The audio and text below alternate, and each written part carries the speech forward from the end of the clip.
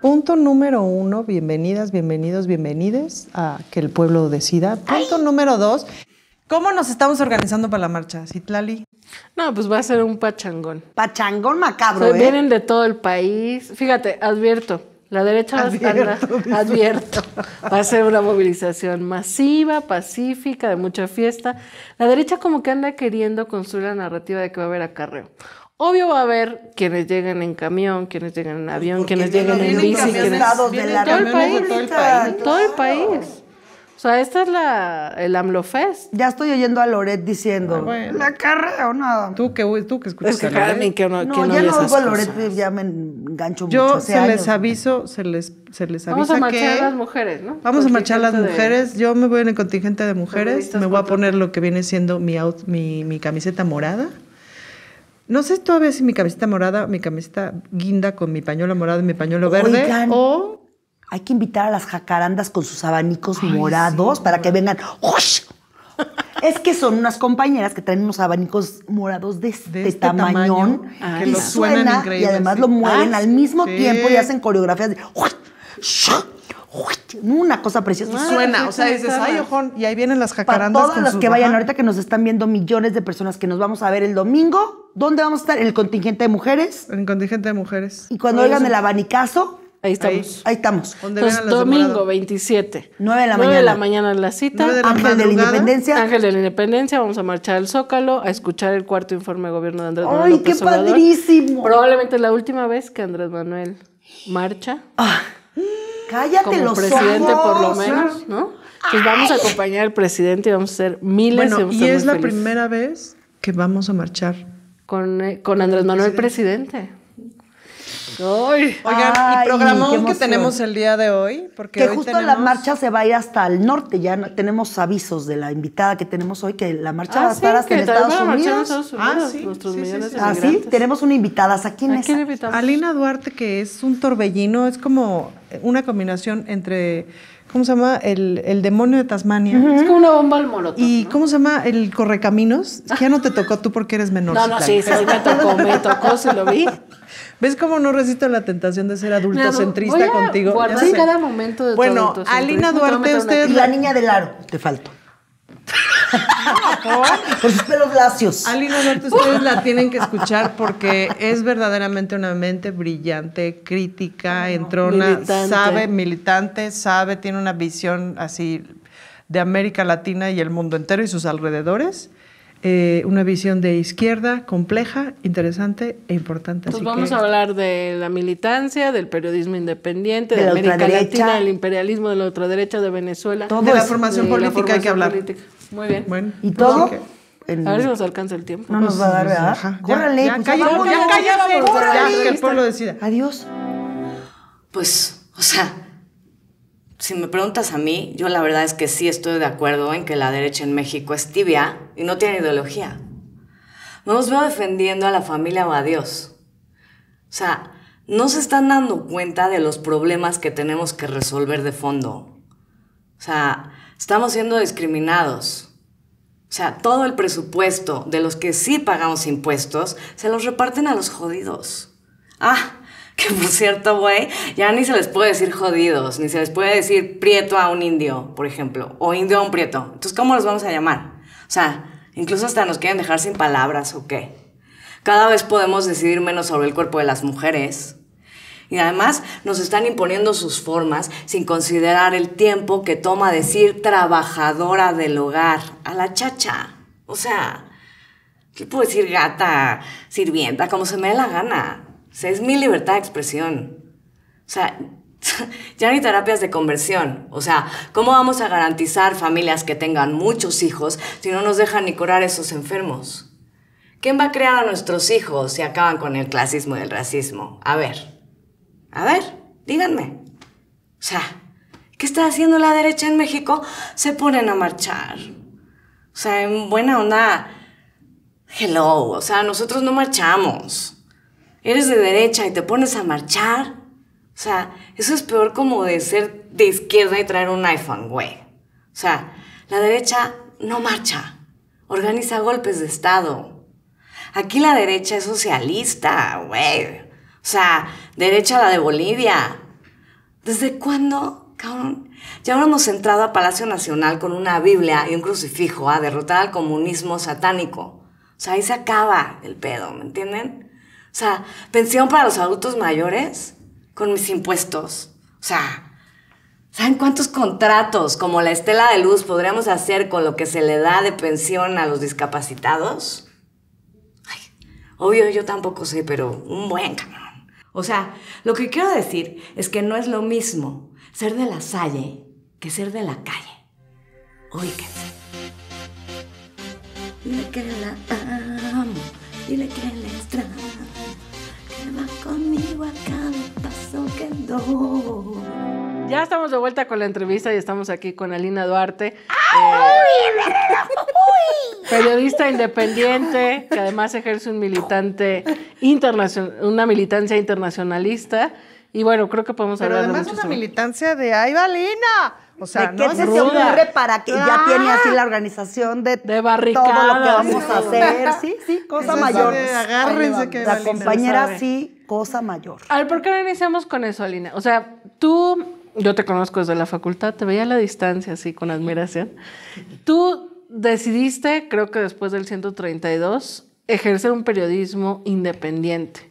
Y lo has estado haciendo y te has abierto espacios y incluso formas parte de distintos espacios, digamos, y que la derecha ahora te critica por eso. ¿Cómo iniciaste? ¿Cómo decidiste? ¿De quién has aprendido? ¿Qué aliados has encontrado en México, en América Latina, etcétera?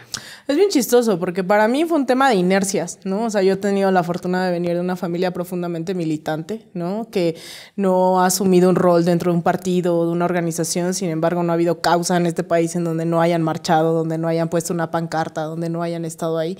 Entonces yo me recuerdo desde niña viendo pasar, ¿no? Las marchas, pero también siendo partícipe. Entonces, pues para mí mi primer evento fue el EZLN en Xochimilco, ¿no? O sea, qué fuerte. Imagínate una niña de 11 años viendo llegar un montón de güeyes así encapuchados, ¿no? Pistola en mano y mi familia dándoles de comer, ¿no? Era como, ¿qué está pasando aquí?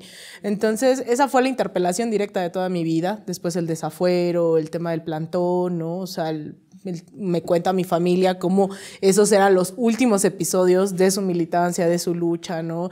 El fraude del 88, entonces Ayotzinapa, ¿no? En algún momento incluso mi familia desde sus herramientas hicimos un antimonumento en la montaña Xochimilca por los 43, invitamos a los papás.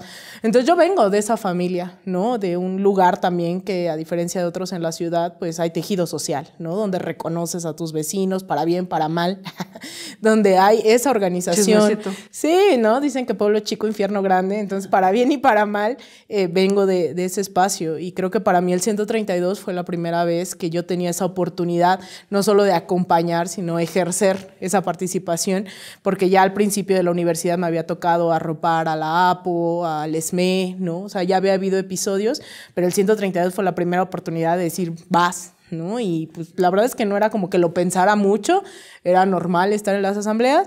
Y también yo soy internacionalista, yo no soy periodista de formación. Mira. Bueno, entonces, pero digamos que en la formación del tronco común de la Facultad de Ciencias Políticas y Sociales. Pues fíjate que no tanto así, ¿no? El tema fue que en realidad yo era internacionalista y me encantaba América Latina y tuve la fortuna de tener un profesor, Jacobo Casillas, que era un marxista ortodoxo que traía yo aquí así, ¿no? Y que todo el tiempo nos decía así como, mira lo que está pasando en Venezuela y eso, y de alguna u otra forma, en realidad mis primeros acercamientos con esa militancia internacional fue a través de las clases de América Latina, de sistemas políticos y escuchando, ¿no? Lo que decía Chávez, y creo que ¿Tú si que bien castrochavista del yo plan que soy quiere castrochavista, pues al final creo Exacto, que mira. esa fue una inspiración total, ¿no? O sea, sí creo que hay un gran comunicador también del siglo XXI, pues fue Hugo Chávez, bueno, ¿no? claro. Y Hugo Chávez todos los días daba su conferencia de 3, 4, 5, 6, 8 horas, siendo también muy pedagógico, ¿no? Y también creo que sí hay un personaje que logramos ver ese avance también ideológico. O sea, Chávez no era castrista, no era socialista, se hizo, ¿no? Y se hizo también en defensa de los suyos, arropando al pueblo. Él creía en el capitalismo de la tercera vía, él creía en capitalismo light, ¿no? Y al final, el intento de golpe de Estado que le quieren dar en el 2002, pues lo gira hacia una radicalización de su postura, empieza a hablar del socialismo del siglo XXI, empieza a hablar de todos estos procesos, del imperialismo, de las comunas, ¿no? Se empiezan a crear y hoy en Venezuela hay decenas, si no es que cientos de comunas de las cuales nadie sabe nada, pero existen, ¿no? Incluso por ley también existen las comunas, están reconocidas en las leyes del poder popular, pasa de la democracia participativa, representativa, al poder popular y hoy se habla en Venezuela del poder comunal.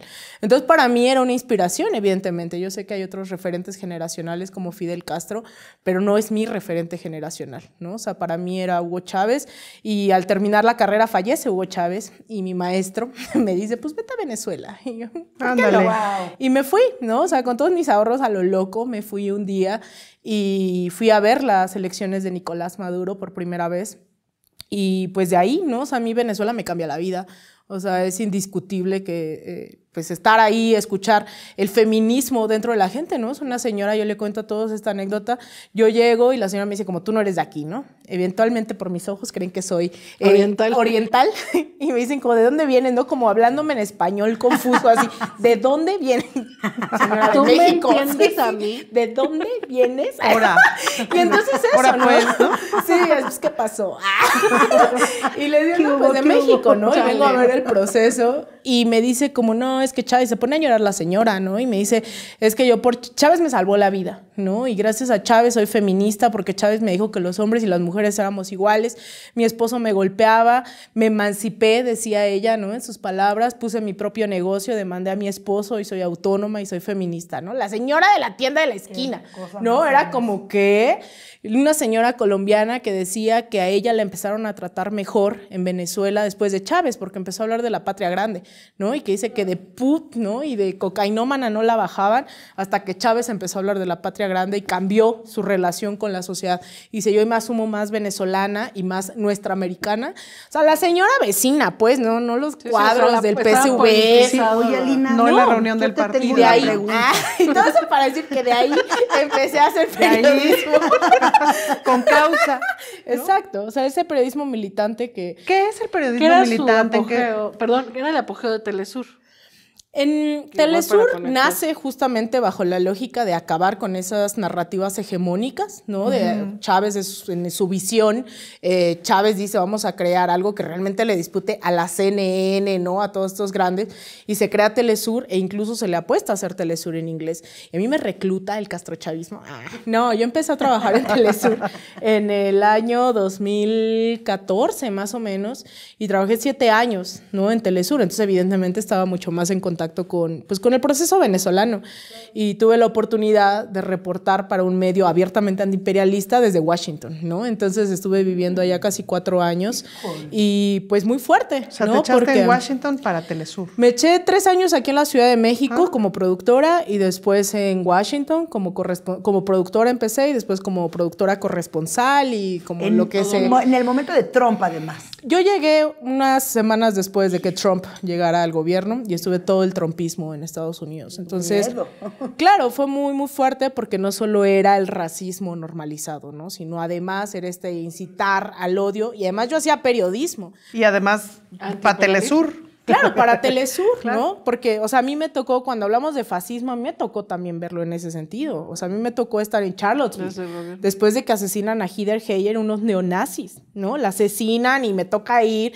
Y entonces entendí que la lucha antifascista no es dar flores, no es hablar solo del fascismo. A mí me tocó ver a gente negra, gente de color, gente abiertamente antifascista, armados, porque se estaban disputando las vidas, ¿no? En la calle, en las calles de Virginia, a media a 1 hora de Washington, ¿no? De la Casa Blanca. Entonces la lucha antifascista para mí cobra otro sentido, ¿no? O sea, también esta concepción de las armas, me tocó cubrir la masacre de Las Vegas, ¿no? Donde 37 personas, más de 37 personas fueron, las 37 es lo que el fascismo mató en Bolivia, más de 50 y tantas personas fueron asesinadas en Las Vegas, ¿no? Entonces, bajo esta lógica supremacista, pues evidentemente no es que me tocó hacer un texto, un medio que se llama Migrant Roots en Estados Unidos, me pidió esta descripción, ¿no? Esto que me pregunta Citlali, me preguntaba en qué momento, ¿no? Decidí ser como periodista o qué significa mi militancia. Yo le decía, es que yo no nací así, ¿no? O sea, me hice en defensa también como de los nuestros, de las nuestras. Y eso fue Estados Unidos para mí. O sea, eso que Martí dice, viví en las entrañas, ¿no? Del monstruo, del imperio. Pues a mí me tocó verlo, ¿no? Y vivirlo. Oye, Aline, 4 años. Ese ejemplo ahorita que estamos viendo, que regresa la ultraderecha, que están empezando a organizarse aquí en México, que están haciendo fiestas donde toca un grupo que son expresidiarios españoles fascistas en plena nazis y compañeros que vemos mexicanos morenos con la suástica tatuada. Claro, no, compañeros, no, personas. Bueno, personas ahí raras. Compañeros de clase. Compañeros de quién sabe. Pero que no se reconocen quiénes son o cómo les llega. Claro. Ahora que lo estamos viviendo, ¿cómo ves tú que tenemos que organizarnos y empezar a hacer esta lucha que tú hiciste ya en Estados Unidos, viendo el fascismo ya concentrado?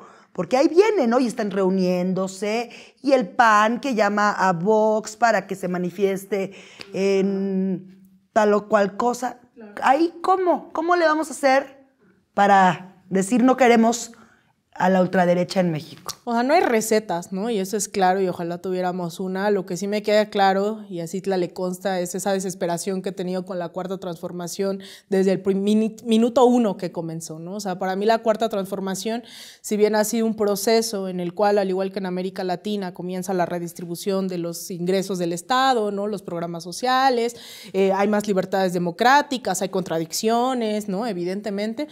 No, o sea, México no es la excepción de lo que me ha tocado cubrir, o sea, porque de Estados Unidos me fui a viajar por América Latina estos últimos 3 años y a cubrir, ¿no? Todos los procesos abiertamente antiimperialistas, anticapitalistas, y los gobiernos progresistas no son muy distintos, ¿no? Claro, tiene sus especificidades el mexicano, pero a mí no me van a contar que la derecha aquí se va a portar diferente a la derecha antidemocrática del resto del mundo, ¿no?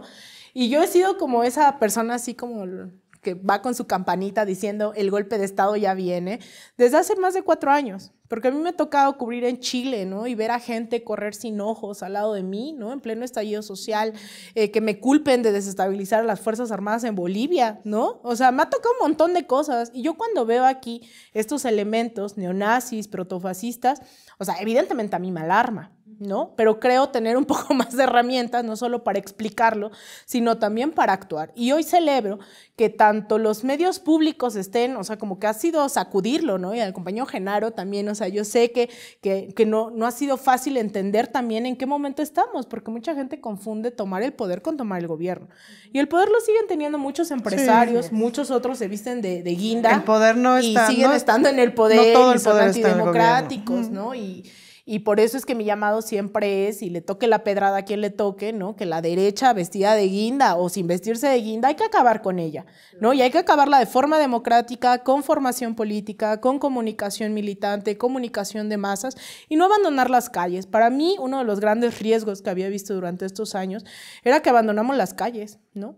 Abandonamos la disputa ideológica, la disputa conceptual, nos da miedo hablar de Venezuela. Desde la izquierda de la 4T no hay un internacionalismo, ¿no? O sea, para mí de repente es como así, Citlali, ¿qué hacemos, no? O sea, Citlali, vamos a hacer algo, hablemos de Brasil, hablemos de no sé qué. Y lamentablemente somos muy pocos compañeros y compañeras quienes realmente están metidos con ese chip de ver qué está pasando en otras latitudes. O sea, en Brasil es el claro ejemplo, gobernó la izquierda durante muchísimos años, gobernó Lula, gobernó Dilma, y aún en el mejor momento del Partido de los Trabajadores le dieron un golpe blando a Dilma, metieron a la cárcel a Lula da Silva, y les costó muchísimos años regresar al gobierno con una sociedad altamente polarizada. Pero además llegó un neofascista con base social. O sea, estamos hablando de que 58 millones de personas respaldaron hace unos días, hace unas semanas, a alguien como Jair Bolsonaro, que es abiertamente racista, misógino, sí, que tiene unas frases, que sale jugando con armas, imposibles, ¿no? Sale disparando y se le parece gracioso. Eso, ¿no? Ese es el gran problema. ¿Cómo llegamos a la gente? ¿Cómo ves Nicaragua? Porque de esa nadie quiere hablar. Nicaragua nadie quiere hablar, ¿no? A mí me consta que las condiciones que se viven en Nicaragua, a diferencia de otros países, son una realidad totalmente socioeconómica distinta, ¿no? Evidentemente el sandinismo, con una visión sumamente antiimperialista, derrotó a la derecha y a la ultraderecha en su momento. Llega alguien como Daniel Ortega y ha sido un proceso con muchas contradicciones, pero también lo cierto es que ahí tenemos que parar, ¿no? En el momento en que nos volvemos los injerencistas y los colonialistas. Nicaragua a mí me consta, he ido en varias ocasiones, es una sociedad también muy conservadora, ¿no? Donde su lema es cristiana y socialista, ¿no? Cristiana, socialista y solidaria. Eso. Y entonces tú le preguntas a la gente por qué es sandinista. Vaya, la gente es porque ha visto también un cambio en sus condiciones del día a día, ¿no? O sea, es que eso es innegable. Pero a diferencia de Venezuela no tienen petróleo, a diferencia de México no tienen petróleo, no tienen remesas, no tienen una población migrante que esté enviando todas esas condiciones. Y es una sociedad sumamente limitada económicamente, ¿no? Y los grandes cambios no se han visto. A mí me consta que de repente uno de los grandes programas era cambiar techos de cartón por unos de lámina, ¿no? O sea, ese tipo de cosas evidentemente están pasando. Ahora, hay unos límites que hoy la izquierda tiene miedo a debatir porque evidentemente nosotros no somos fascistas, no somos dictadores, no somos autoritarios, pero cuando la gente raya, ¿no? Y eso lo hemos visto con el intento de asesinato de Cristina Fernández, con el intento de asesinato de Nicolás Maduro, con los múltiples intentos de golpe de Estado en Bolivia, ¿no? La izquierda no ha tomado una sola medida al respecto, por miedo a ser tachados de autoritarios. Y en Nicaragua a mí me consta que salieron durante el 2019 a quemar sandinistas vivos, y eso no salió en la tele. Empezaron a quemar o sea, en Venezuela hicieron lo mismo, decían Patrick quema un chavista. Quemaron a chavistas vivos. Entonces, una cosa es el diálogo, otra es el debate y la otra es estar lidiando con las ultraderechas, ¿no? Yo creo que hay que debatir, el tema es cómo la derecha la sentamos a debatir.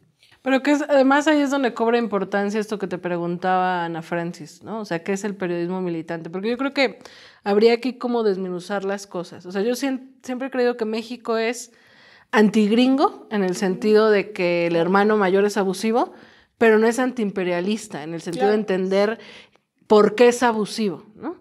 Y hemos sido siempre muy solidarios con América Latina, y nos enorgullece la política del asilo, etcétera, pero no somos latinoamericanistas en el sentido de sentirnos geopolíticamente, históricamente, culturalmente parte de un mismo continente.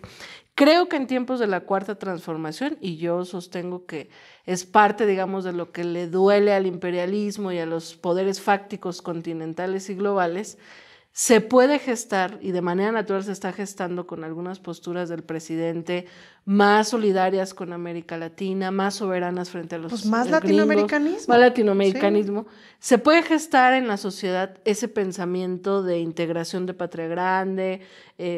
A lo mejor muchos de los que nos escuchan, incluso siendo militantes de Morena, no saben sobre la revolución sandinista.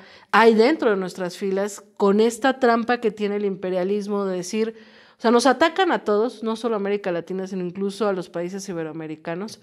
Cuando hay un gobierno de izquierda, incluso moderado, nos atacan de castrochavismo. Y se ha construido como un enemigo del castrochavismo y el comunismo, y se juega con la ignorancia de un sector de la población que se cree privilegiado y entonces dice el comunismo es que me va a quitar mi casa. Y ahí viene Venezuela. Y ahí viene Venezuela, y entonces se construye una idea, así como acá utilizan a Chávez para pegarle a Andrés Manuel y demás, también en otros países de América Latina utilizan a López Obrador como el enemigo. Sí. Creo que lo grave cuando logran permear en la sociedad es porque los medios hegemónicos construyen una serie de ideas que le conviene a los poderes fácticos que gobiernan el mundo y que no quieren que los proyectos populares avancen.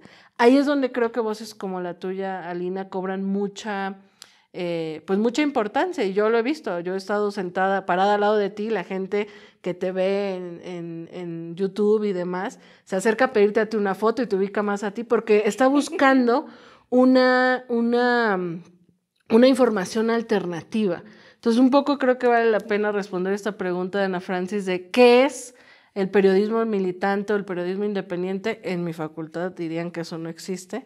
El periodismo no, y en todos lados, ¿no? El periodismo el militante le saca canas a todo el mundo, ¿no? O sea, y lo sostengo como una posición política, porque al final, si tú vas tú sí estudiaste comunicación, la gran frase es: el periodismo tiene que ser neutral y objetivo, ¿no? Y cuando le dices, ¿y por qué chinga, ¿no? Una Xochimilca que viene de una clase popular, ¿no? Familia trabajadora, tiene que defender los intereses de las transnacionales con su neutralidad. Entonces colapsan, ¿no? Y la gente te dice como, nah, pero es que ¿qué estás hablando? ¿No? El castrochavismo y eso. Pero yo creo que hoy se está gestando también una nueva generación, ¿no? Y lo veo al momento de hacer también coberturas internacionales. Y la gran mentira de pensar que hay algún periodismo que no tiene... Que no responde a algo. Claro. ¿No? No, y entonces cuando te posicionas, desde dónde estás hablando, pero que la gran diferencia es que yo sí lo digo, mientras Loret de Mola y toda esta gentuza empieza a decir, no, yo sí soy neutral, yo soy objetivo, es como que... Y la gente se da cuenta. O sea, hay un gran paradigma hoy en México de por qué la gente nos está escuchando.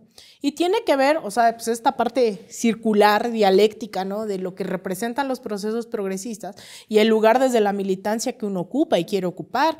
Yo hace 3 años me paraba y decía que era socialista y la gente decía como, ay, sí, ¿no? La radical. Y ya, ¿no? Hoy la gente no se asusta porque también me ha visto en las calles, me ha visto aportando, me ha visto construyendo con ellos y con ellas. Y entonces entiende que las socialistas, las feministas anticapitalistas existimos y que tenemos muchas críticas al proceso y que estamos ahí, ¿no? Dando la batalla.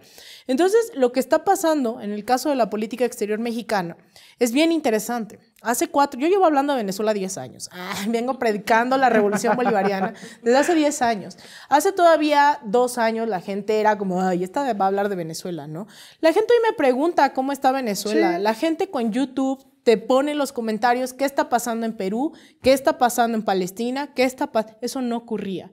Y no ocurría porque se nos había negado el dimensionar a México en el mundo. Hoy está pasando, yo he sido muy crítica de la política exterior mexicana, porque así como celebro el tema de Evo Morales y celebro que nos opongamos a golpes de Estado de injerencia, también me parece que el Instituto Nacional de Migración se tiene que reformar y tenemos que extirpar la xenofobia de ahí, ¿no? O sea, no podemos tratar bien a Evo y mandar al carajo y destinarlos a la muerte a miles de centroamericanos y a miles de compañeros y compañeras de Sudamérica. Entonces, en esas contradicciones, la gente aún así no lo toma mal y no lo toma como al golpismo. Lo que se trata es seguirlo debatiendo y entender los límites. ¿Cuáles son tus críticas para la 4T? Para la 4T. No, pues sí, ¿no? También. Hay que acabar aquí el programa. Bueno, gracias por pues hacemos otro. Gracias por el programa. Con este me despido. Bueno, dos.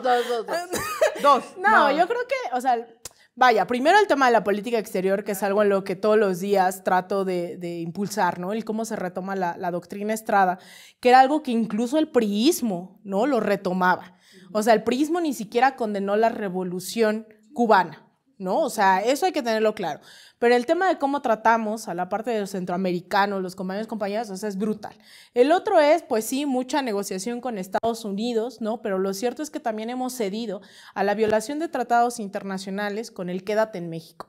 Es un programa a todas luces, ¿no? Atroz. No podemos tener a miles, decenas de miles de personas en nuestra frontera esperando un proceso a ver si a Estados Unidos se le da la chingada gana de permitirles entrar después de que Estados Unidos orquestó desestabilizaciones en Venezuela, que, o sea, en la parte de Centroamérica, o sea, un golpe de Estado en Honduras, financió a los contras en Nicaragua, Estados Unidos ha hecho un desastre en toda la región y luego le cierra la frontera, ¿no? Y México ahora, claro, es México, ¿no? Y yo recupero mucho también el discurso del presidente López Obrador, en donde dice no hay que ponerse con Sansón a las patadas, ¿no? Yo lo entiendo que a diferencia de otros procesos progresistas no tenemos miles de kilómetros de frontera, no tienen a 40 y tantos millones de nuestros paisanos y de nuestras paisanas allá. Entonces yo creo que ese tipo de cosas para mí me parecen atroces, pero también trato, ¿no? O sea, no es como que ya todo está mal y vamos a acabar con López Obrador. O sea, el tema es cómo limamos esas contradicciones. No, y que las ubiquemos, pues, porque a lo mejor son justificadas. O sea, es difícil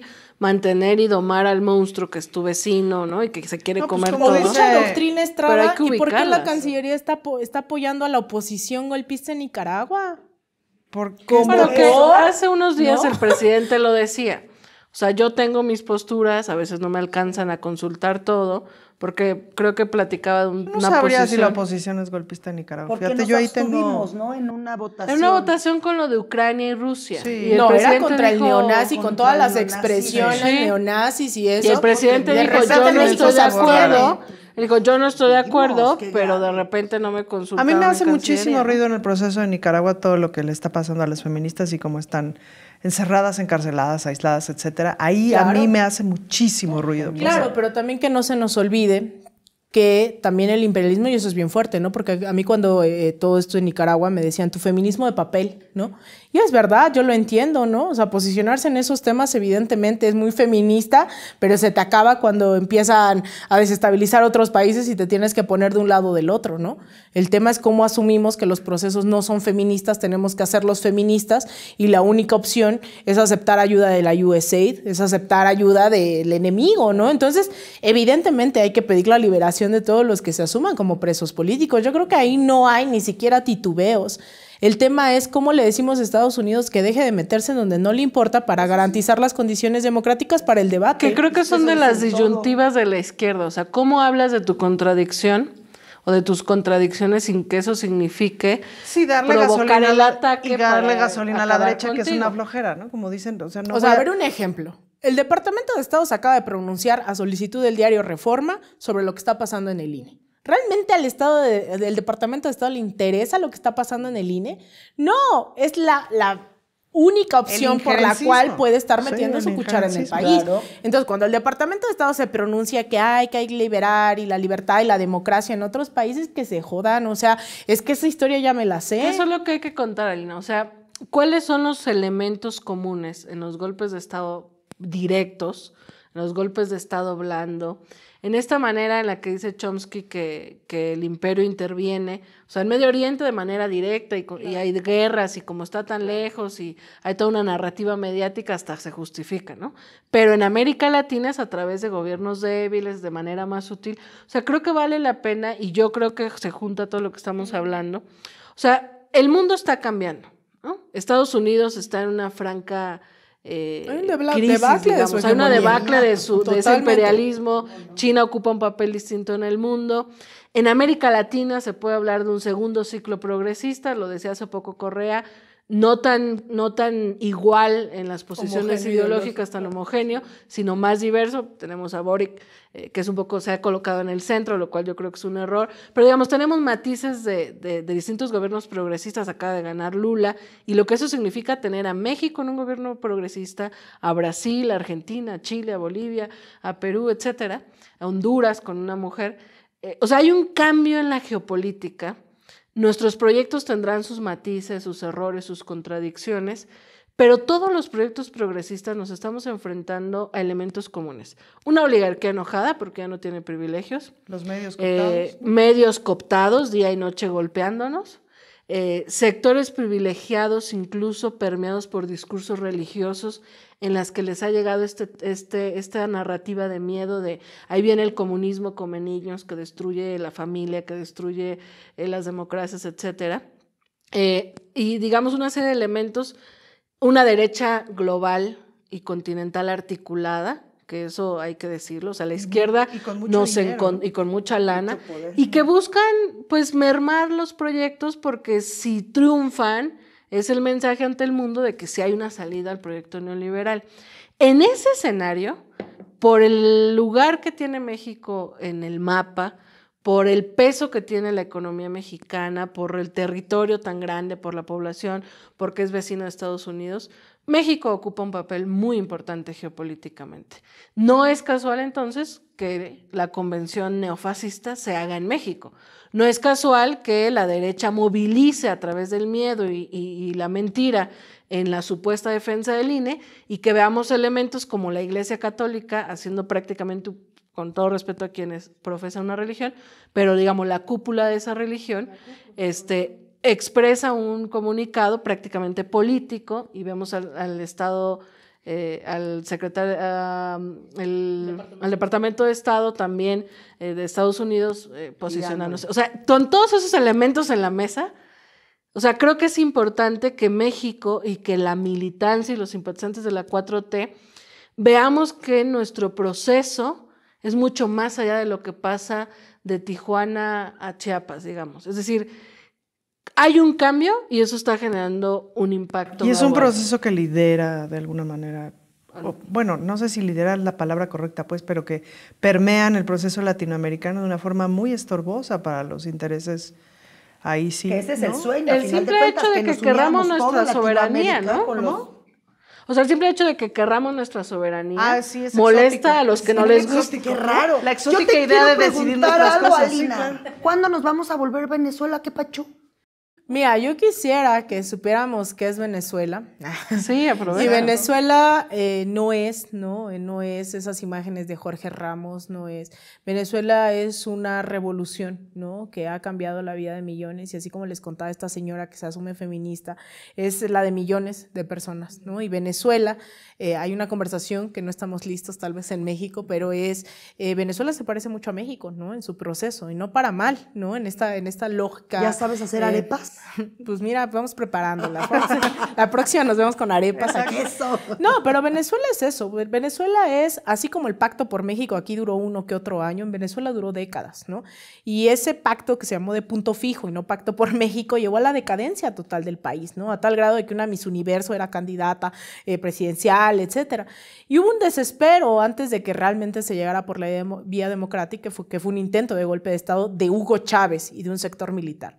Al final no lo logran y dicen, pues no ganamos por ahora, ¿no? Y ese por ahora se le perfora en la cabeza a la gente y años después lo eligen por la vía democrática, después de andar con su agenda alternativa bolivariana como cierto personaje mexicano por todo el país, pues anduvo tocando puerta por puerta y logró ganar las elecciones.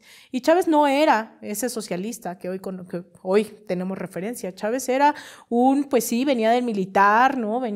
Pero al final fueron esas condiciones económicas, políticas, ideológicas las que lo radicalizaron, ¿no? Le intentaron dar un golpe de Estado en el 2002 que fracasó porque los militares, por un lado, lo fueron a recuperar, lo tenían secuestrado, y por otro lado, la ciudadanía abarrotó Caracas y respaldó ese proceso que llevaba apenas unos años, ¿no? Ya había conciencia dentro de la gente de lo que implicaba. Y de ahí se radicalizó y empezó con las leyes del poder popular y con las comunas y con las unidades Bolívar. Es decir, se transformó Venezuela, ¿no? ¿Qué tenemos que aprender de ese proceso justo para...? Pues mira, para bien y para mal hay muchas lecciones. O sea, hay muchas lecciones y eso me voy a invitar al siguiente programa. Nos vemos aquí. Estás invitado. Porque vaya, hay muchos factores, ¿no? Y creo que esto lo podría responder con la pregunta de Citlali, ¿no? O sea, como yo creo que hoy se están afinando todos esos factores que durante muchas décadas tuvieron sobre la mesa. Hoy la derecha internacional, la derecha transnacionalizada, también se ha dado cuenta que no es suficiente. Ya no es suficiente tener una facción del ejército pues que fue educada en la Escuela de las Américas, en donde crearon a los grandes golpistas, ¿no? en otras décadas. Ya no es suficiente tener golpes militares y los medios de comunicación. Lo fueron perfeccionando y uno de los primeros ejemplos del que hoy se ha conceptualizado como el lawfare lo tuvimos aquí, que fue el intento de desafuero, ¿no? O sea, el tema de los medios de comunicación anclados en los procesos judiciales, creados totalmente para emprender un intento de descrédito, de campaña, pero también de impedimento político. Y el desafuero fue uno de los primeros que se ha ido perfeccionando. Y hoy creo, y es mi teoría, que está ese ciclo de intentos de desestabilización y demás, nuevamente se va perfeccionando en México. Ya no solo es el poder judicial, ya no solo es el poder mediático, sino ahora es el poder electoral. Tuvimos algunos elementos bastante fuertes del poder electoral y lo que implicaba en el caso de Ecuador, ¿no? El impedirles que se registren como partido político después de que Lenín Moreno se lo quitan, el impedirse que se registren como candidatos presidenciales, el que ya va a hacer las votaciones y apenas les están abriendo y los confunden y les cambian de boleta, de número. O sea, lo hemos tenido. Pero el rol que está jugando hoy el INE en nuestro país es brutal, ¿no? El hecho de que me hayan requerido información por participar en la consulta popular a mí, a Citlali y a 50,000 personas pero más. Que además hayan tenido acceso a sus datos, a su que fueran dirección. a mi casa, Claro. que tocaran mi puerta, que me llamaran a comparecer. O sea, ese nivel de asedio, yo creo que hoy no existe, porque no solo es contra Citlali como dirigente de un partido, es contra Lina, que ni al caso, ¿no? Contra gente que usa Twitter. Eso no lo hemos visto y hoy es muy peligroso. Entonces, cerrando este ciclo, lo que hoy estamos viendo en esta correlación de fuerzas en México es este mapeo de actores. Por un lado, tenemos a una derecha electoral incipiente, de la cual la ultraderecha internacional se viene a burlar, ¿no? Y dice como estos mensos no saben hacer las cosas, la derecha institucional que no. Sí, la derecha institucional que no tiene cabida, ¿no? Por otro lado, tenemos a los grandes medios corporativos, pero también tenemos el contrapeso, ¿no? De las redes sociales, de los canales de YouTube, de todos estos medios. De la mañanera. La mañanera, sí, claro, como un ejemplo de lo que hacía Chávez. Chávez tenía su aló presidente, Correa tenía su sabatina, ¿no? O sea, ejemplos ya había también, pero pues obviamente hoy en siglo XXI no hay un ejemplo que se le compare a la mañanera. La otra es, tenemos... insisto, al INE, tenemos a los medios de comunicación, tenemos a un poder judicial que la Cuarta Transformación no ha llegado, no ha tocado, no logramos cambiar absolutamente nada, ¿no? Ahí. Y por último es, por fin, ¿no? Y no es que lo tengamos que celebrar, pero sí hay que reconocer que todos esos elementos clasistas, racistas, por fin fueron articulados. Por primera vez en 4 años, la derecha encontró en el INE el elemento articulador, ¿no? Representada por alguien sumamente clasista, racista, llenos de privilegios, que ganan más que el presidente, que les importa un carajo la democracia. El INE por primera vez logra aglutinar tanto a los sectores legítimamente descontentos, ¿no? Clases medias altas, que obviamente al priorizar a las clases más pobres y pauperizadas, pues obviamente no se sienten beneficiadas. Entonces es evidente que hay un descontento legítimo en ese sector. Otro sector que yo diría... pues obviamente desde esta derecha electoral totalmente fracasada, ¿no? Yo no diría moralmente derrotada porque la moral les importa un pepino, pero ese sector electoral de la derecha, ¿no? La otra es los grandes personajes que destruyeron este país, ¿no? Que ni siquiera ya son una fuerza electoral, sino quienes ostentaron el poder, pero que sí representan ese viejo régimen, ¿no? Que muchos también ahí están como... Y el INE al final representa eso viejo que no termina de morir, pero tampoco termina de nacer. ¿Y qué hacen? Pues hacen con el INE este factor de conciliación de las derechas, ideológicamente hablando, y lo utilizan para generar una estrategia con Estados Unidos a través del Departamento de Estado, pero también con la ultraderecha internacional. Es sumamente preocupante lo que acabamos de ver este fin de semana. Esta conferencia de acción política conservadora, que no había tenido, así como los conciertos le llaman el line-up, ¿no? Como lo del gran cartel y los participantes. No, es que fue un cartel no de había tenido, fachos, ¿no? Un line-up tan fascista como el que tuvimos en México. Así es. Muchos cancelaron, como Luis Fernando Camacho, que estaba muy ocupado orquestando otro golpe de estado en Bolivia, entonces no pudo venir porque andan matando gente en Bolivia ahorita, ¿no? Entonces estaba muy ocupado siendo fascista en Bolivia y no pudo venir. Otros mandaron su discurso por Zoom, ¿no? Y por videos, como José Antonio Kast, que fue el candidato de la ultraderecha chilena, ¿no? Y que por eso gana Boric, porque pues, o era Boric o sea, en realidad Boric sí estaba en el centro de la discusión, ¿no? O sea, había un candidato, Daniel Jadwe, que realmente era del Partido Comunista Chileno, progresista, de izquierda, o sea, todo lo que representa la izquierda estaba ahí, en el centro estaba Boric y en el otro extremo estaba Kast, ¿no? Entonces, por eso quedó Boric, como ese voto anticomunista y antifascista, pues gana Boric, ¿no? Por eso es que es tan difícil también avanzar en políticas progresistas en Chile con una sociedad tan conservadora. Teníamos a personajes como Steve Bannon, ¿no? Que es la mano derecha ideológicamente hablando de Trump. Tuvimos a Trump mandando un mensaje agradeciéndole a Eduardo Verástegui. ¿Quién carajos es Eduardo Verástegui? Que fuera presidente. ¿No? Claro, pero además no es la primera vez. O sea, hay que tener claro que así como nosotros desde la izquierda decimos, ay, pues ese quién, ¿no? Es un actor, un cantor. Bueno, también lo era Zelensky en Ucrania. ¿Cómo no?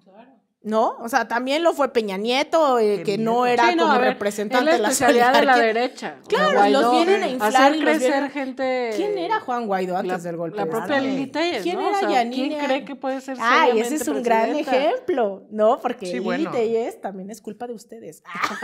Ya, claro, esa es una gran no discusión. Claro, de cómo si se abandona las calles, se abandona la formación política, se abandona la generación de... ¿Dónde está la próxima Citlali Hernández? No, mira, ¿dónde está, no? O sea, yo esta creo que bancada de justo izquierda internacionalista, pues. ahí el reto es, o sea, y creo que es importante hablar de esto, porque a ver, electoralmente Morena va a ganar el Estado de México, va a ganar Coahuila, Claro. el 24 sin mucho tema, yo creo que no, o sea, la Así pongan gran una papa. definición es quién va a ser, quién gane la encuesta, Claro. no si vamos a ganar.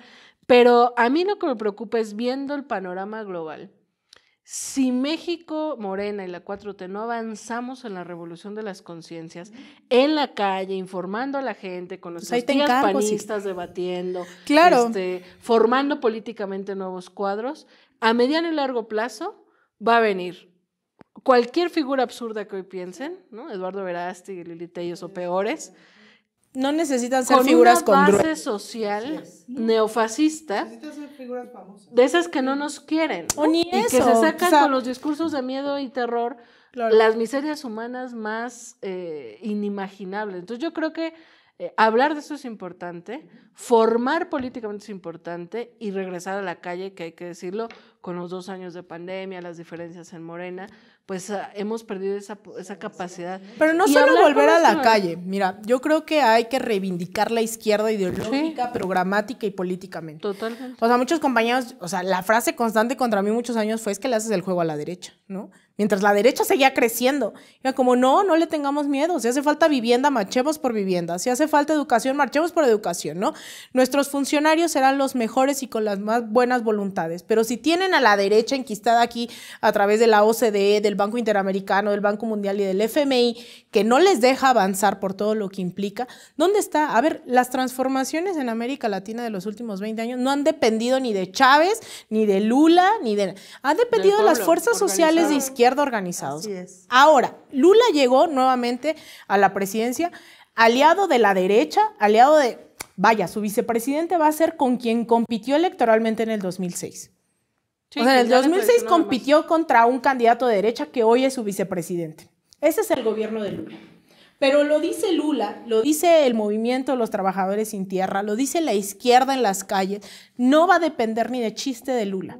Va a depender de cómo nos organizamos para acompañar, cuestionar y construir la izquierda que nos merece. O sea, yo creo también el tema, Alina, es que de repente estamos hiperpolitizados e hiperideologizados. O sea, creo que el reto de un militante es explicarle a la gente nuestros procesos. Es decir, no es explicarle, para es llegar- hacerlos para conscientes de lo que están informarnos parte, haciendo. por Pero la eso. gente está O sea, es consciente. concientizar. O sea, yo creo que sí la gente está consciente, pero hay que decirlo. O sea, entre el triunfo y los 30 millones de personas que nos acompañaron al triunfo, hay gente ideológicamente muy clara, muy definida. Hay gente que estaba harta del PREAN. Hay gente que le genera clic el discurso. Sí, no son del proyecto de obradoristas. Andrés. A Hay lo mejor la muchos gran que no mayoría son pueden ser obradoristas. obradoristas, pero no necesariamente de izquierda. No necesariamente en una posición ideológica frente a todo lo que estamos hablando. Y yo creo que, digamos, Andrés es el dirigente, es la Y cara. no necesariamente todo el día tampoco con hace- una visión de América Latina, ni una visión global, etc. No, entonces creo Muchas que cosas sí se han ido necesitamos aclarando regresar también. a la calle, hablar de estas cosas, politizar, o sea, por eso el tema de la revolución de las conciencias, porque si hay una conciencia y hay una revolución en toda la ciudadanía, no importa con todo Y lo vimos respeto, el domingo, si no Andrés fue cosa Manuel se menor va que en 2 salieran años. 20, 40, 60 mil personas a marchar, quién sabe por qué, ¿no? Una señora decía muy angustiada que le iban a quitar su INE, que Claro. era lo único que la identificaba, ¿no? O una decía que estaba Adiós bien a la que identidad. Lorenzo Córdoba ganaba 300,000 pesos porque el INE era una institución privada. O la que marchó porque ella pedía que ya a los próximos consejeros los elija el pueblo. Y entonces estaba marchando Pero para habla del exigirle a nivel Andrés Manuel. de desinformación. Y ahí Claro. yo como militante digo, hay un campo de acción. O sea, sí tenemos que informar a esa gente. Exactamente. Porque si no, la derecha va a llegar mensajes. En WhatsApp, además, Y entonces ¿eh? vamos a terminar que todos sean lo que esta señora que vimos de que le gritó Patarrajada. patarrajada de Es- Macuspana, eso. ¿no? Eso es. ¿Qué onda puta. con la formación política? Es que sí, o sea, eso todo lo que ahora dice Citla, o sea, me recuerda que de un lado estoy en el periodismo, pero el otro pie lo tengo en la formación política, ¿no? Porque yo creo que así como ir a las calles, ¿no? Es una tercera vía de mantenernos constantemente. O sea, yo sí creo que el destino de los procesos terminan siendo o por la ausencia o por la existencia de formación política, Sí, la no ausencia de tengamos existencia de medios de comunicación militantes comprometidos, más otros factores, ¿no? Yo decidí que esas iban a ser mis dos trincheras. Entonces, cuando me invitaron a formar parte de la coordinación internacional del Instituto de Formación Política, pues evidentemente no pude decir que no, ¿no? Y ahora estamos organizando, originalmente era el tema de cómo llegábamos a nuestros paisanos y a nuestras paisanas, ¿no? Que pues evidentemente viviendo varios años allá me daba un poco de noción lo que es ser mexicano en Estados Además, déjame Unidos, decirle mexicano. que un día Alina me enseñó un submundo en Washington. Es que eso no se entiende. Impresionante. Claro, es que hay Por comunistas estadounidenses, hay socialistas estadounidenses, hay un movimiento antirracista feminista, ¿no? Entonces, no solo es cómo miramos al sur bajo esa lógica, ¿no? De soberanía, de solidaridad, sino cómo miramos al norte con esos ojos del pueblo estadounidense que sufre el imperialismo, que sufre el capitalismo, y ahí es a donde está mi apuesta. Entonces, ahora en la formación política encuentro esa oportunidad también de acercarnos. Originalmente estaba planteada desde Estados Unidos, pero también el mismo instituto, dada la correlación de fuerzas en el país, le ha optado por que andemos también dando formación política en el país, a simpatizantes, militantes, ¿no? A todo aquel que se asuma partícipe de la revolución de las conciencias. Y debo decir con mucho agrado, y por eso esta parte de no es solamente informar, ¿no? O sea, la gente, yo pongo un ejemplo todo el tiempo, dos, ¿no? En el tema de América Latina, yo les pregunto, ¿qué les viene a la cabeza cuando les digo América Latina y el Caribe, ¿no? Cuando pues la gente empieza a decir Brasil, Argentina, ¿no? Muy poca gente contesta México. Menos contestan el Caribe, ¿no? Para saber qué hay en el Caribe. Entonces les digo, es que se nos negó esa oportunidad de asumirnos nuestroamericanos, ¿no? Entonces ya no digas latinoamericanos, ¿no? O sea, imagínate ahora cuando queremos plantear el tema de nuestra América, de la Vía Yala, pues eso no está a discusión, ¿no? ¿Eso qué ¿Qué es? carajos es eso? Entonces, ahora estamos planteando el tema de cómo nos asumimos desde México como parte de una transformación continental, pero también la otra es, ¿para qué la formación política? Y la gente dice, para transformar, ¿no? Y ahí es en donde a mí me encanta la formación política porque me meto en cero grillas, ¿no? En cuanto nosotros hablamos de ética, cuando hablamos de... Mira, a quien le quede la pedrada, ¿no? Y yo sé que hay mucha gente que se viste de vino tinto, que tiene prácticas re jodidas, ¿no? Y eso es lo que hay que estar en contra. Entonces, cuando la gente... Alina, pero la gente lo sabe, ¿no? Y rebasarlos por la izquierda. Es que es eso. Entonces yo me siento muy cómoda en cuanto la gente está realmente pidiendo además más formación política. No es como que luego nos vemos, ¿no? Ahora tenemos un ejercicio en la coordinación internacional en donde cada sábado, llevamos ya varias semanas haciendo la sabatina migrante. Entonces recuperamos todos los temas que dice Andrés Manuel, ¿no? Durante la semana en temas migratorios, pero también en temas internacionales. ¿Se imaginan hace un año a la gente que le iba a importar después de 30 años de vivir expulsados de este país producto del neoliberalismo y de etcétera, etcétera, lo que estaba pasando en otras partes del mundo? Entonces ahora no solo le interesa lo que pasa en México, le interesa lo que está pasando en México en relación con el mundo.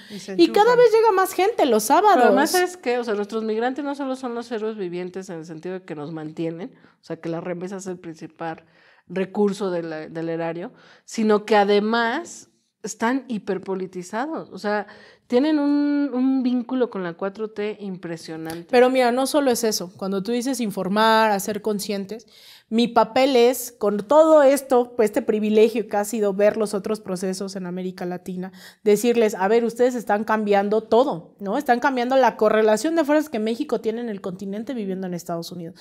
Yo les ponía el ejemplo, ¿no? Les decía, yo estaba cubriendo cuando Andrés Manuel fue con las negociaciones del TMEC y demás.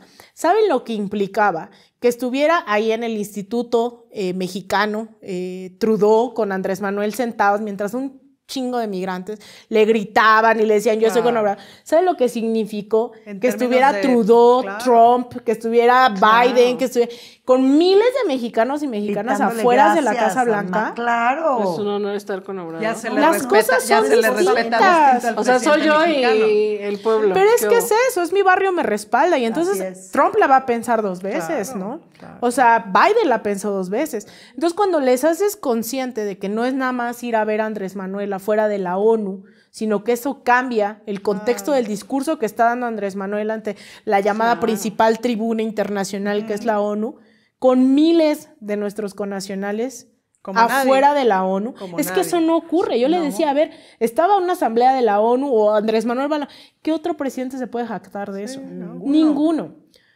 Y también es eso, ¿no? Nuestro país fue aún más jodido y expulsó un montón de gente, y a diferencia de otros, ¿no? Y llegaron hasta Estados Unidos, y eso cambia. Entonces, ahora, con las movilizaciones anunciadas por Andrés Manuel y eso, la gente se está movilizando. Lo mismo en Los Ángeles que en Nueva York, que en la Ciudad de México. Y van a ser movilizaciones multitudinarias. No van a ser 20 personas, van a ser miles. Y eso está cambiando, ¿no? Y cambia la posición de México. Entonces, la formación política al final es transformar esas realidades. Cuando les vengo a decir qué tan importante es que ustedes estén al tanto de la conferencia fascista en Santa Fe, en la Ciudad de México, es decirles que cuando el Departamento de Estado se meta, pero también ellos se pueden movilizar en Virginia, ¿no?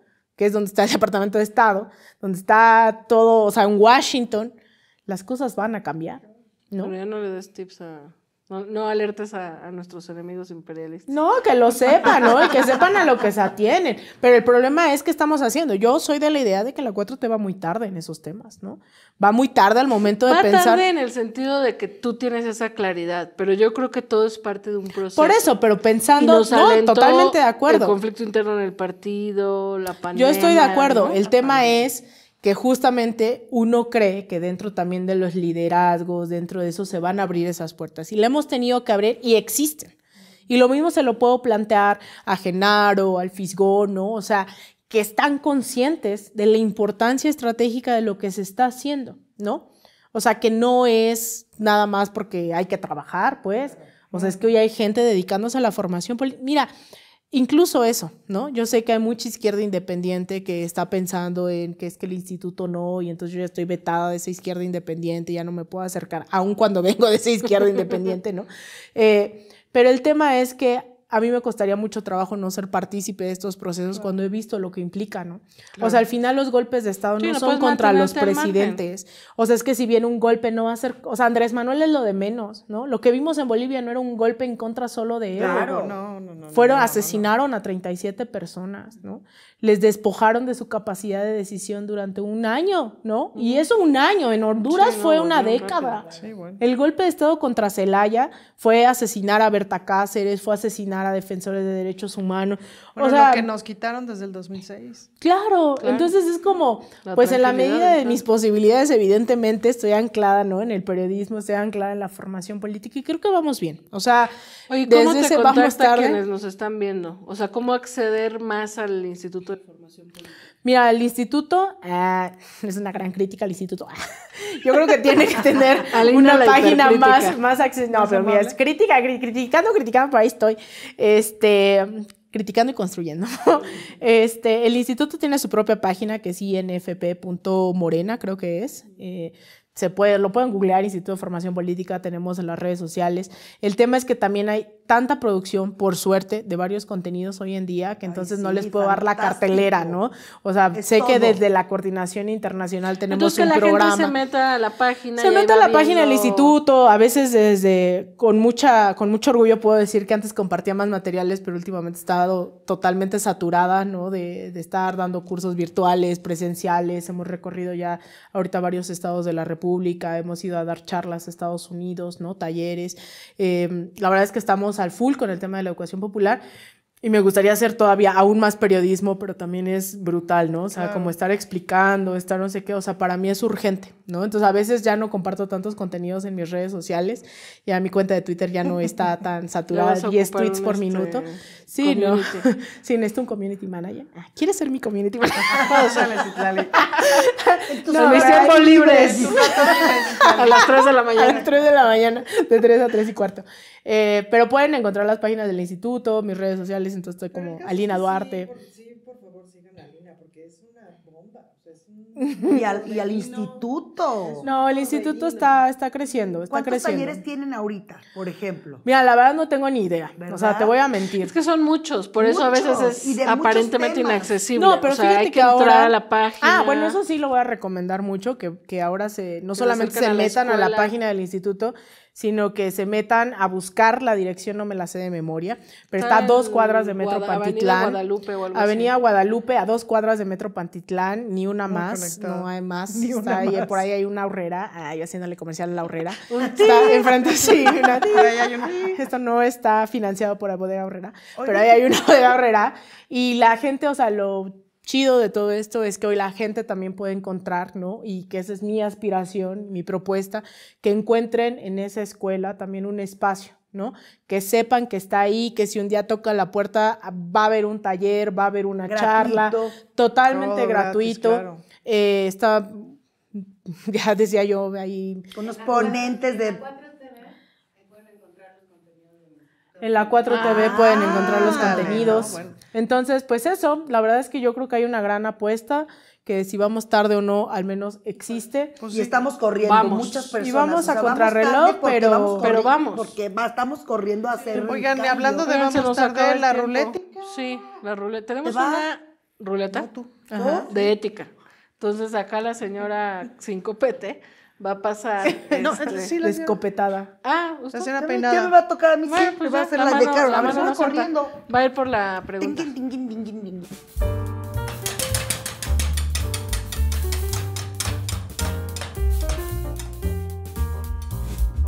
Diga, por... ¡Ya!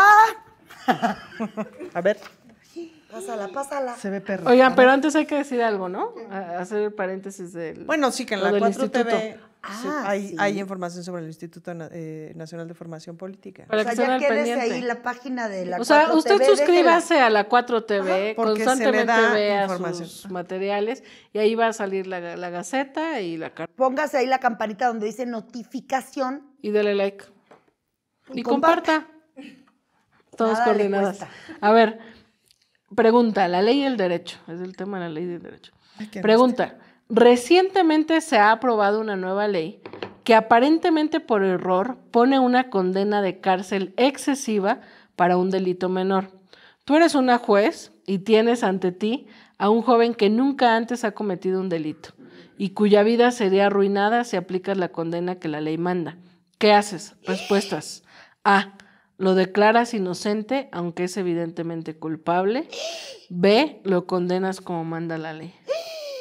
Cuando una ley es injusta, lo correcto es desobedecerla, decía ¡Eso! Emiliano Zapata. ¡Nos Muy gusta bien. la Esa señora! es Alina Duarte. Ven, ¿por qué Pues la sí. invitamos? ¡Ven! ¡Hija! No, pues sí Bueno. te tienes que echar otros varios programas. Te vamos a nosotros, invitar ¿no? a- Este es el Porque- 1. Alina 1. Alina parte uno, Pero que así se llamen, Alina 1. Alina parte 1. Alina 2. Bueno, pues se nos acaba el tiempo. Alina, ¿algo más que quieras decirle a quienes nos ven? Nada, seguirla apostando. personales también. Pues yo concluiría diciendo que hay que seguirla apostando, ¿no? A la autocrítica construyendo, ¿no? O sea, yo por muchas críticas que pueda tener, trato también de aportar en su misma dimensión, ¿no? O sea, que aspirando mucho también a lo que hace Armando Bartra, ¿no? Que también de repente es así como, ¡ay! Viene y destruye toda la 4T y dice, pero que aquí invitar a está, Armando, pues. ¿no? Ah, Ahí está y vamos a renacer y vamos a construir y los textos de él como evidentemente no se pueden interpretar, ¿no? Entonces hacer un llamado hacia pues a ocupar las trincheras, ¿no? Es que pues, hay un montón, nos hacen falta el no abandonar los movimientos estudiantiles, a reivindicar el feminismo, a seguir juntos y juntas, ¿no? A no tenerle miedo a ser de izquierda, a seguir debatiendo, a reivindicar lo que es justo. Y pues a mí me pueden encontrar en Twitter, mi despedida oficial, me pueden encontrar en Twitter en @AlinaDuarte_, en Instagram _AlinaDuarte, en facebook.com/Alina Duarte Periodista y pues también ahí dando talleres, charlas, cursos en el instituto, todos los días con Vicente Serrano en Sin Censura, en Canal 14 haciendo reportajes, en el Consejo de Asuntos Hemisféricos Está escribiendo relajadita, artículos. Relajadita. Y Pues vende, ahí. y No tiene vende vida pozole social. los domingos. Vende pozole. Lo Me sabemos, encantaría es saber muy hacer pozole, inspirador. pero conozco mis talentos y cocinar no es uno de ellos. Es muy inspirador Bueno. siempre escucharte, Alina. Yo me vuelvo a aprender como cuando gracias. tenía 20 años y quiero ya hacer la revolución otra vez por Eso, vamos escucharte. a La quemarlo estamos todo. haciendo. Así que vamos a hacerla. Exacto, estamos haciendo la revolución de las conciencias y qué bueno escucharte. Muchas gracias, gracias, Alina, gracias, no, gracias por tu invitarme. militancia y por tu conocimiento. Si me ven ocupando ese espacio para el próximo programa, no pregunten por qué. No, tú eres conductora. Nosotros, bueno, yo soy una... Ya sabes yo por soy qué. una Fue porque inexperta. Citlali usa un copete Peña. Se acabó el programa, muchas gracias. Adiós. Gracias a todas y todos por vernos, nos vemos a la próxima. Pórtense mal, ¿eh?